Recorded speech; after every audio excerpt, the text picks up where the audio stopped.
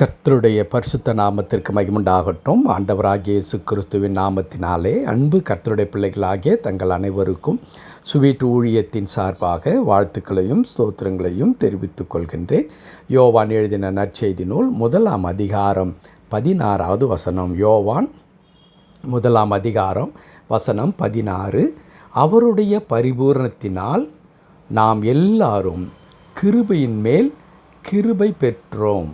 அவருடைய பரிபூரணத்தினால் நாம் எல்லாரும் கிருபையின் மேல் கிருபை பெற்றோம். கர்த்தருடைய பரிசுத்த நாமத்திற்கு மகிமுண்டாகட்டும். என் அன்பு கடவுளுடைய பிள்ளைகளே, நம்மை ஒவ்வொரு நாளும் தாங்கி வழி நடத்துவது கர்த்தருடைய கிருபை. கடவுளுடைய பிள்ளைகள் எந்த சூழ்நிலையிலும் அதை மறந்துவிடவே கூடாது. நீங்கள் நம்மை சுற்றி நடக்கின்ற அன்றாட நிகழ்ச்சிகளை நீங்கள் கூர்ந்து கவனித்து பாருங்கள். எத்தனையோ ஆபத்துகள் நம்மை அப்படியே மேகம் போல சூழ்ந்து கொண்டிருக்கிறதை நாம் பார்க்கின்றோம்.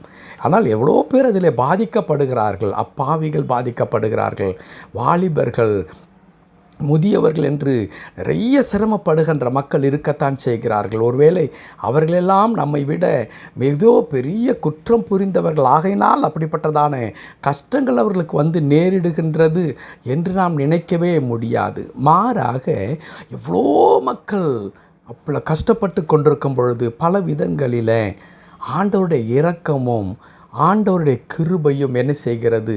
நம்மை அழகாய் தாங்கி வழி நடத்தி கொண்டே வருகிறது. ஒருவேளை நமக்கும் துன்பங்கள் பல நேரங்களில் நேரிடுகிறது தான். நம்முடைய வாழ்க்கையில் துன்பமே இல்லை. அப்படி துன்பம் வருமானால் நீங்கள் கடவுளுடைய பிள்ளைகளாக இருக்க முடியாது என்றெல்லாம் நான் இங்கே சொல்ல விரும்பவில்லை.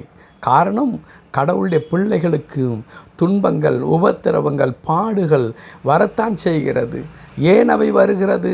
கர்த்தருடைய வார்த்தை மிக அழகாய் சொல்லுகிறது. நாம் வானமண்டல பொல்லாத ஆவிகளோடும் துரைத்தனங்களோடும் அதிகாரங்களோடும் நமக்கு போராட்டம் உண்டு என்று சொல்லி கர்த்தருடைய வார்த்தை நமக்கு சொல்லித் தருகிறவனமாய் நாம் கடவுளுடைய பிள்ளைகள் என்ற ஒரே காரணத்தினாலே பிசாசானவன் நம்மை விழுங்கி போடுவதற்காக, நம்மை நிர்மூலமாக்குவதற்காக கர்த்தருடைய கிருபை நின்று பிரசன்னத்தில் நின்று நம்மை விலகச் செய்யும்படியாய் அவன் எப்பொழுது நம்மை விழத்தள்ளலாம் என்று கர்ச்சிக்கிற சிங்கம் போல அவன் வகை தேடி திரிந்து கொள்ள இருக்கின்றான் என்று வேதம் சொல்லுது.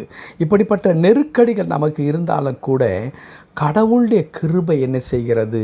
அழகாய் நம்மை தாங்கி வருகிறது. அந்த கிருபை இயேசு கிறிஸ்துவின் மூலமாய் நமக்கு அது கொடுக்கப்பட்டிருக்கிறது. அதுவும் எப்படி கொடுக்கப்பட்டிருக்கிறது என்று நாம் வாசித்தோம்.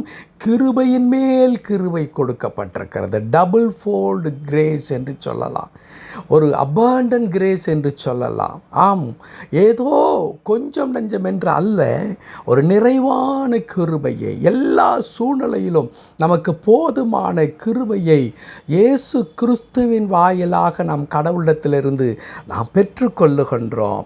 எப்படி? இயேசு கிறிஸ்துவின் வாயிலாய் நம்மை தேடி வந்த இயேசு கிறிஸ்து நமக்காக தன்னுடைய உயிரை அப்படியே பணயமாய் வைத்த நம்முடைய இரட்சகர் அவர், நான் சொன்ன வண்ணமாய் உயிரோடு எழும்புவேன் என்று சொல்லி நமக்காக உயிர்த்தெழுந்த இயேசு கிறிஸ்து நம்மை எனக்கு சாட்சிகளாய் இருங்கள் என்று சொல்லி அற்புதமாய் அவருடைய பிரதிநிதிகளாய் நம்மை இந்த உலகத்தில் வைத்த இயேசு கிறிஸ்து, நமக்காக வரப்போகிற இயேசு கிறிஸ்து, அவர் பரிபூரணமானவராக இருக்கிறார்.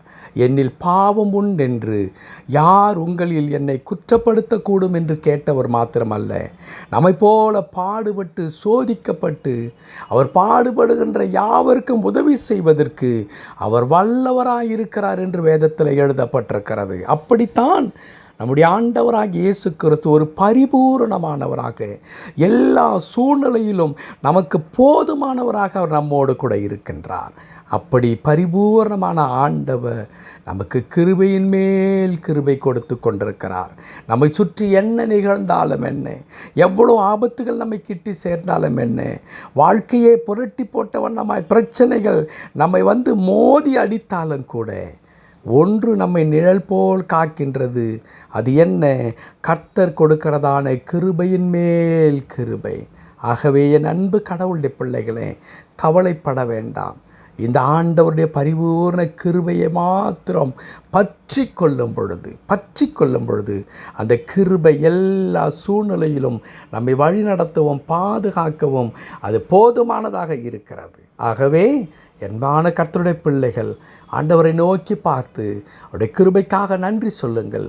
ஒவ்வொரு நாளும் அந்த கிருபை தாங்கும். பயப்பட வேண்டாம். ஆண்டவர் அருளுகிற கிருபை உங்களை நிழலை போல காக்கிறபடியினாலே உங்களை சூழ்ந்து நெருக்குகிற எந்த கஷ்டத்தையும் நீங்கள் தாண்டி வந்து விடலாம்.